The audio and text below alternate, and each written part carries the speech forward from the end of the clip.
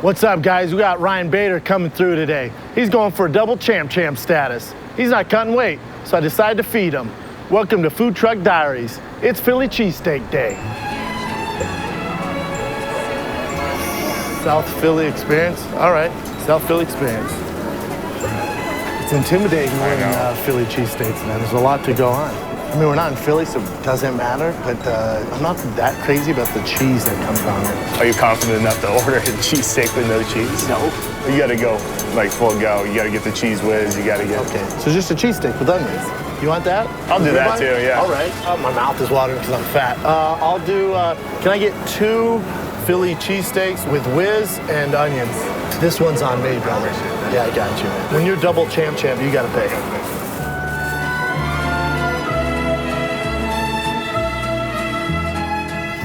All right, brother, some authentic here we go. Philly cheesesteaks in Santa Monica, California.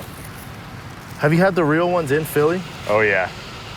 It's intimidating going up there. It's a lot going on when you go to Philly. If you guys have never been to Philly and you don't know your shit when you're ordering, it's super intimidating. We had the whole wrestling team there, and we went and got one from, I think it's Geno's and Pat's, so you go to one. We ordered, and I'm in the back of the line hearing people getting yelled at. It's like, oh shit, here we go. It's super intimidating. Yeah. And Geno's and Pat's like Bloods and Crips over Philly cheesesteaks. Exactly. So if you go to the wrong place, you better watch your P's and Q's. Yep. Now, a few years ago, not even a few years ago, a year ago, you couldn't have eaten a Philly cheesesteak during fight week. Nope. Now you're a heavyweight. Welcome, man. Thank you. Isn't it nice? I see what it's all about. Yeah, right? Yeah. See? It takes just like one less stressor out of fight week. And you know how it is fight week. It's always, you know, it's a big head game.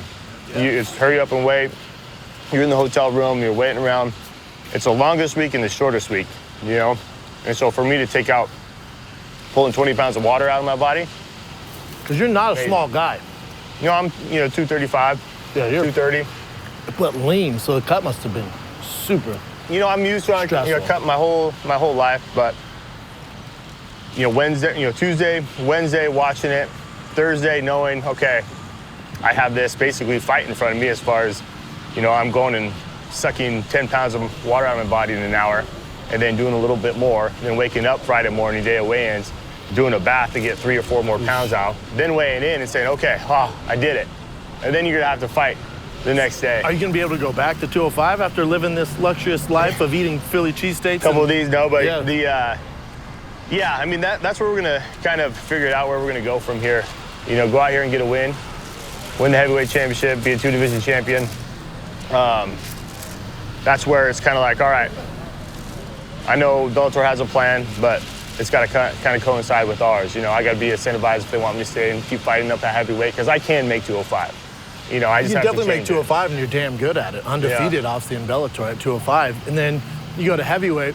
When I saw the heavyweight kind of bracket, which is a tournament which has taken a year to complete, but we'll get to that. So when I saw the bracket, and they can go back and you guys can look this up, I went, oh, dark horse, Ryan Bader's gonna win this thing. Yeah, thank you. Just because you look at the kind of the dynamics of the tournament, your fighting style, it played well for you. I mean, honestly, I didn't think you were gonna starch King Mo in freaking 30 seconds or whatever. I thought that was gonna be maybe a kind of back and forth fight, your toughest fight. And then you starched him, then it was on to Mitch Rione. Yeah. You did work against Matt. Obviously, you took advantage of his wrestling and his grappling abilities. And then here you are fighting, some say is the greatest heavyweight of all time. Yeah. I don't think so. He's up there. There's a conversation. Yeah. For his time period, he's the best, but he's still a legend. You're fighting a straight-up legend. Yeah, we're talking about one of the best heavyweights. A good friend of mine, I believe Cain Velasquez is one of those guys. That's fair. Yeah, but Fedor's up there, especially in his time and what he did. And for me, it's pretty surreal because that was a faraway land, right? I was coming to wrestling and I was getting into the UFC, and that was never, ever an option because he was either going to be done or he fought in Pride, which, I wasn't a part of, didn't know too much of. And then it just kind of came together where here we are, we're in a tournament, and I said, oh, that would be cool if I could fight Fedor in the finals. Did you think he was going to make it this far? Well, I did, actually. The only concern I had was at the very beginning and what Frank Mir came out to fight, because he's so big. And that I looked at Mir too as a tough test for me, just on his size alone and big country, man. you know, because, those are big boys. They're not, I can always fall back on my wrestling in a lot of situations, but when you have a 285-pound guy across from you, that's a big boy to take down. Mitrione's not small, though. No, that's the thing, too. I thought Mitrione would be maybe your toughest test because of his footwork. Yeah. He's so athletic. Yeah. And so if you can't get to a leg, and he's explosive, man. Like, you saw him against Fedor. That was insane.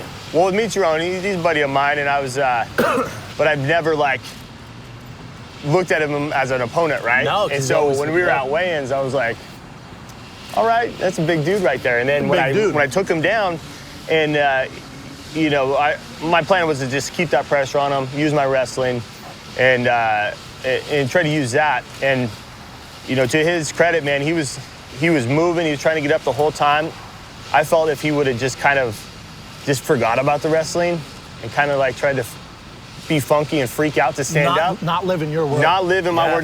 Not drill the basics of wrestling. Because hip out and stuff. I know where you're going. I agree, right? man. I agree. But he was a big boy to control, and 255 pounds at that point. So with Fedor, I'm fighting a little shorter guy. His hips are strong. He's explosive. Do you think he's eating all the Philly cheesesteaks fight week? Because not he could cut weight, right? Naturally, if he was fighting in his prime today, he could cut weight for sure. He's a 155er. No, I'm just kidding. Yeah. He could at least 185, 205. Yeah, 205 he's at least a 205er. 205er. Yeah. No, I heard Red Lobster's his jam, so. Really? I think the shrimp so. scampi? Yeah, I think, Dude, I love him even more. And the crab biscuits? Oh my God, he's number one on my list. There you go. Number one. I love that Red Lobster. He needs to get a sponsor from Red Lobster. Thing about Fedor is he's so explosive. Yeah. And that kind of unorthodox style that you just talked about with Mitrione, that's what he has. Yeah. He's throwing from the hips, it's down here.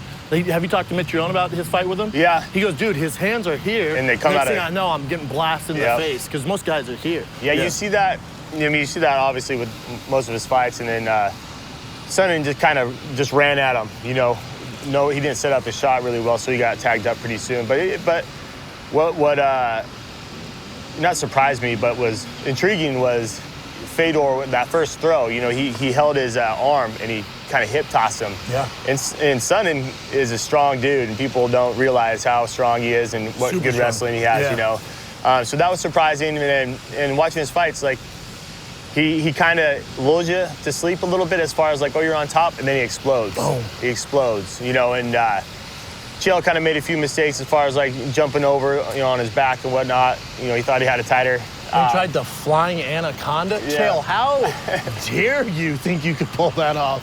How dare you? So I really wanted to see that go into a second round, because we didn't see too much from Fedor. For that you can exploit. He got a little tired with Chael and all that kind of stuff, but first round he was going after it, and he was a beast. I wanted to see second round. I wanted to see the pace slow down.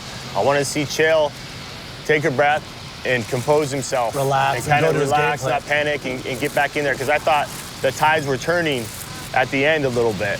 Well, because Fedor comes out like a freaking Russian cannon, man. Yeah. If you can get by those first 3 minutes, really those first 3 minutes, he'll start to kind of weather away a little bit. But we haven't really seen it in Bellator.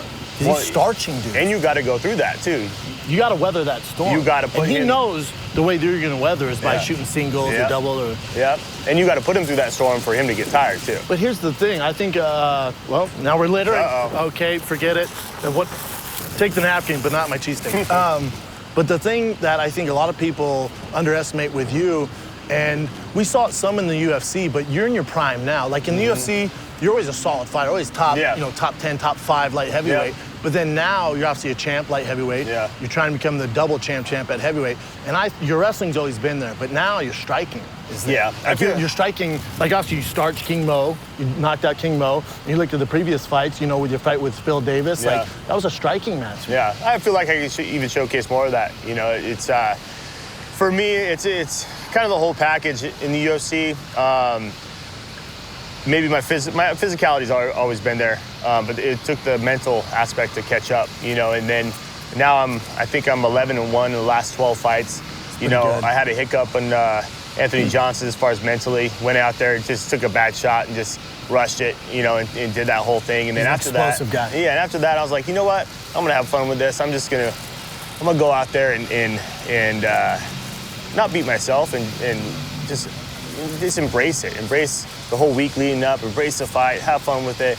And ever since then, I've been on a good tear. You've been killing it, man. Just, you know, and coming to my own. Yeah, now you're fighting to be double champ. Mm-hmm. And the other guy who's double champ right now is DC over in the UFC, who's light heavyweight and heavyweight champ. Or he gave up his light heavyweight, but he's still a champ, technically.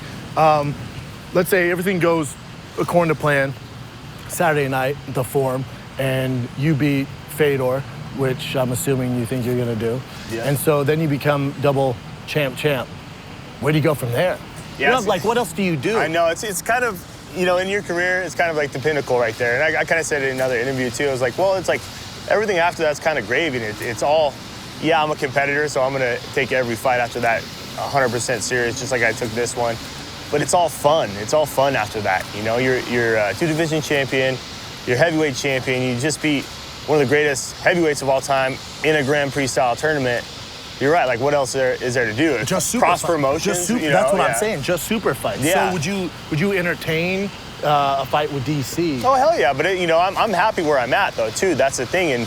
And if there was something where we could do a cross promotion, I'm not saying amazing. Bellator. Yeah, I'm not. Yeah. You know, I love Scott Coker, Doug. I'm saying, you know, the UFC entertained even the trade with one championship with Ben Askren and Mighty Mouse. Maybe the UFC would be open to maybe a super fight with you and DC. So, would that something you'd consider, like a super fight? You know, I'm always open to. Like I said, I'm happy where I'm at, but you know, I just don't know where you go from there. Yeah, definitely being, you know, 2-division champion, the whole thing, and there's another guy out there, you know, that also has done that, and it's been a perennial champion in DC.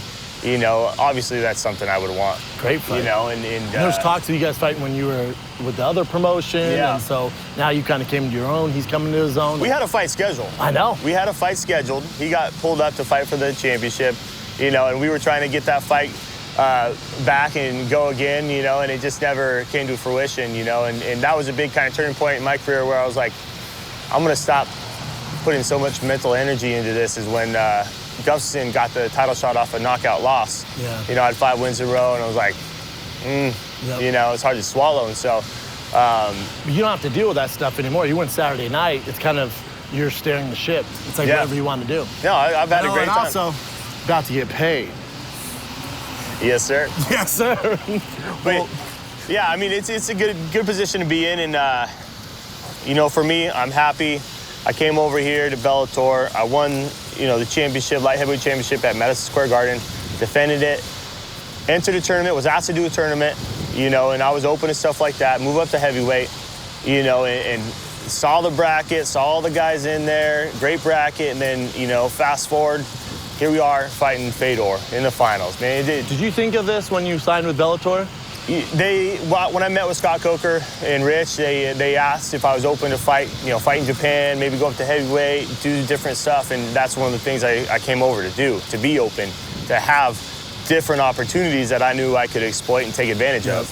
And, you know, and this is one of them. And then when I saw Fedor was in there on the opposite side of the bracket, I said, man, wouldn't it be cool if I was in the finals with him? I love it, man. Yeah. Here you are, brother. Here we are. This Saturday, you have the chance to beat one of the GOATs, become the double champ. Hopefully this Philly cheesesteak doesn't upset your stomach or cause any issues. Had a couple bites, sir. Yeah, I'll finish that for you. You get after it. I have no reason not to. But, you know, I'm always rooting for you, man. You're my boy. I appreciate you coming on, man. Hopefully double champ Ryan Bader, everybody. Eating Philly cheesesteak fight week. What's up? Fuck your Red Lobster, Fedor. They're going to edit that, don't worry. Thanks, man. Thanks, buddy. You're the best, man. Always good. Thanks, man. That Philly cheesesteak was delicious. You want this? I probably should. I'll shit my Yeah. pants.